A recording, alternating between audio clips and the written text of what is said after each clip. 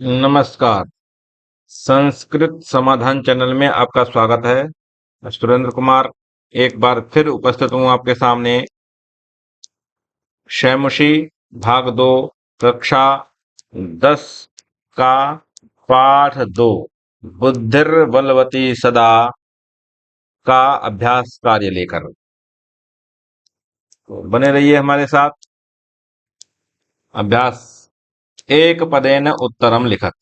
कहा कि एक पद में इन प्रश्नों का उत्तर देना है। बुद्धिमती कुत्र व्याघ्र ददर्श।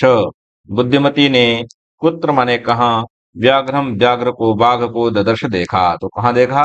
गहन कानने। कहाँ देखा? गहन कानने घने जंगल में। भामिनी कया विमुक्ता। वह भामिनी कया माने किस प्रकार, विमुक्त माने मुक्त हुई।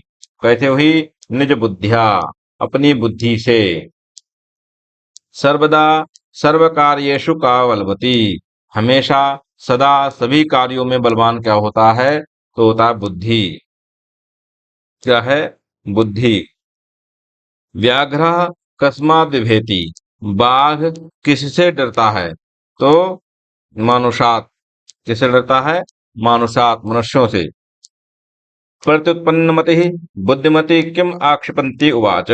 प्रत्युत्पन्नमति पुनः बुद्धि में जागृत होने पर उस बुद्धिमती ने किम माने क्या, आक्षिपन्ति माने आक्षेप करके, उवाच माने कहा। क्या आक्षेप करके कहा?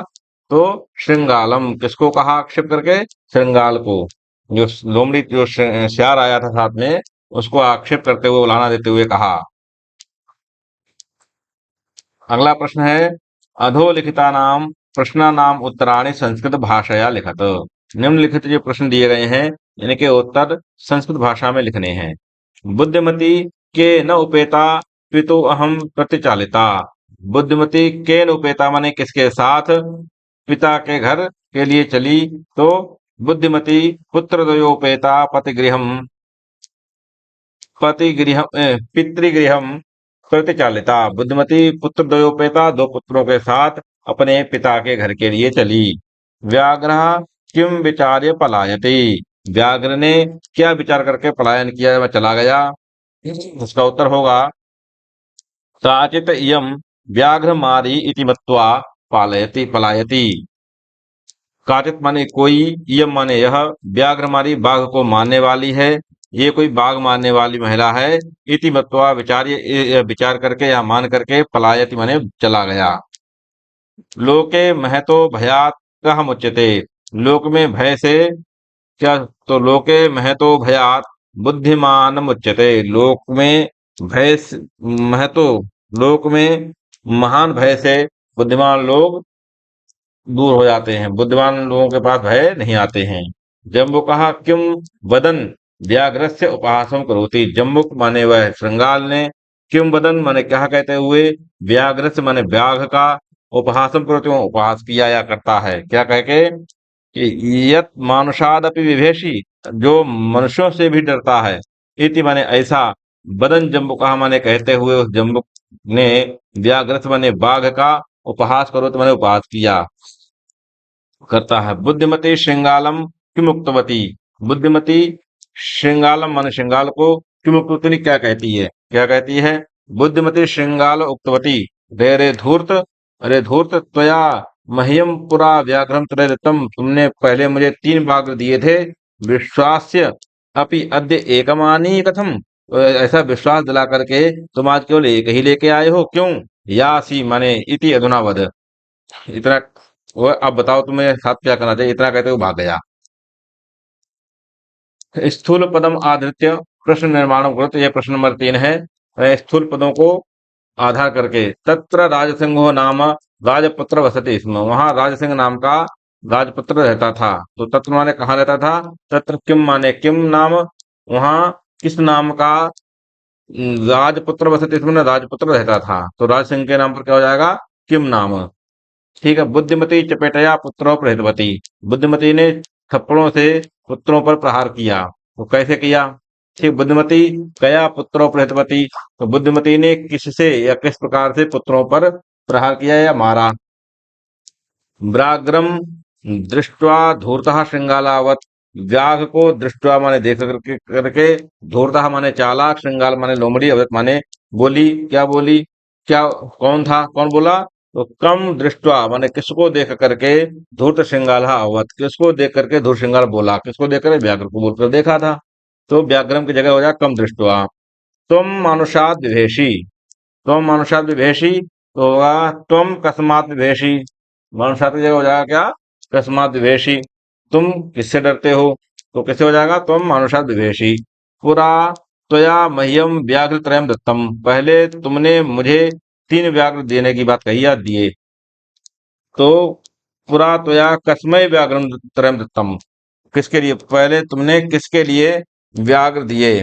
तेरे द्वारा किसके लिए दिए गए? तो मह्यम की जगह हो जाएगा कस्मै। ठीक है। प्रश्न नंबर 4। प्रश्न नंबर 4 है अधोलिखितानि वाक्यानि घटनाक्रम अनुसारेण योजयत।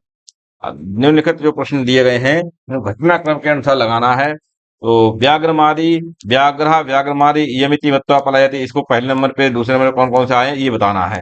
पहले क्या आएगा? पहले आएगा बुद्धिमती पुत्र द्वयेन उपेता पति गृहम प्रतिचलिता। क्या कहा? बुद्धिमती 4 नंबर पे पहले आएगा।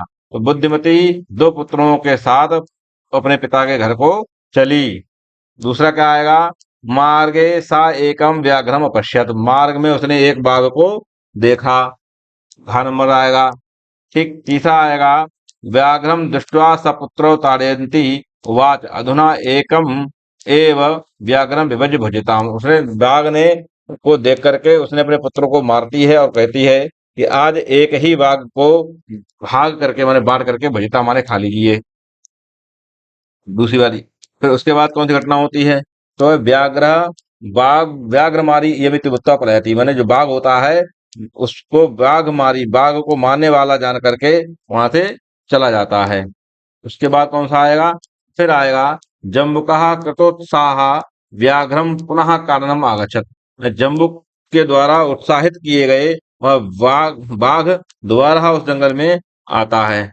ये 5वें नंबर पे आता है। ठीक है। छठे नंबर पे आएगा प्रत्युत्पन्नमति सह श्रृंगालः आक्षिपन्ति उवाच, प्रत्युत्पन्नमति माने उसकी बुद्धि दोबारा से जागृत होती है, तब उसने श्रृंगाल को आक्षेप करते हुए कहा, माने उंगली उलाहना देते हुए कहती है। तो ये आता। उसके बाद है तुम व्याघ्र त्रयम आने तुमने 3 बाघ लाने के लिए कहा था, प्रतिज्ञा एकम एव आनीतवान, और केवल एक ही लेके आए हो, ये कहा। ठीक है। और अंत में कहती है गलबद्ध श्रृंगालकः व्याघ्र पुनः पलायति, ये घटना सबसे अंतिम होती है। गले से बंधा हुआ श्रृंगाल व्याघ्र पुनः पलायत माने भाग जाता है, और उसके गले में बाघ बंधा हुआ, वो श्रृंगाल बंधा हुआ होता है, लोमड़ी।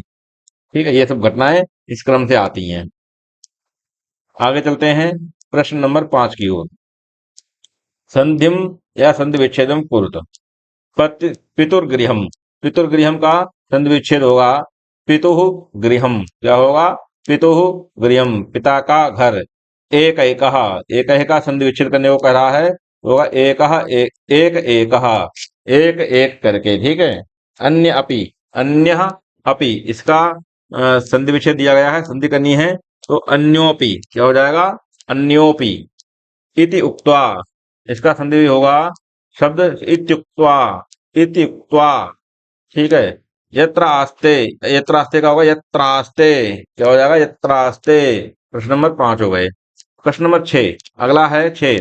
अधोलिखितानाम पदार्थानाम अर्थः कोष्ठकात् त्यक्त्वा लिखत, इन कोष्ठकों से चुनकर इन पदों के अर्थ लिखने हैं। ददर्श, ददर्श का हो जाएगा दृष्टवान, क्या हो जाएगा? दृष्टवान, देखा गया। जगाद, कहा या अकथयत, कहा या अकथयत एक ही बात है। ययौ, ययौ का हो जाएगा गतवान, क्या होगा? गतवान। ययौ का होगा गतवान। अत्तुम, अत्तुम का खादितुम, अत्तुम माने भी खाना होता है और खादितुम माने भी खाना ही होता है। मुच्यते, मुच्यते माने भी छोड़ना है, और मुक्तो भवति, क्या हो जाएगा? मुक्तो भवति। ईक्षते, ईक्षते का भी हो जाएगा पश्यति, ईक्षते माने देखना और पश्यति माने भी देखना होता है। ठीक है। इस प्रकार से ये प्रश्न नंबर 6 हुआ। अगला प्रश्न है पाठात् चित्वा पर्याय पदम लिखत। पाठ से चुन करके इनके पर्याय पद लिखने हैं। वनम, वनम का होगा काननम, क्या होगा? काननम। दोनों का अर्थ है जंगल या वन, ठीक है। श्रृंगालः, श्रृंगाला का होगा जम्बुकः। शीघ्रम, शीघ्रम का होगा सत्वरम। शीघ्रम का क्या शब्द आया है पाठ में? सत्वरम। पत्नी, पत्नी का आया है भार्या, क्या आया है? भार्या। गच्छसि, गच्छसि का होगा यासी। गच्छति माने जाना, जाओ, और यासी में भी वही जाने के लिए है। ठीक। प्रश्न नंबर 7 के आ, पाठा चित्वा विपरीतार्थकम पदम लिखत। पाठ से चुन करके विपरीतार्थक पद लिखने हैं। प्रथमा, प्रथमा का हो जाएगा अंतिमः। उक्त्वा, मौनम, उक्त्वा माने कहा, मौन माने मौन होना। अधुना का अब, फिर पुरा माने पहले। अबेला, सुबेला, बुद्धिहीना, बुद्धिमती।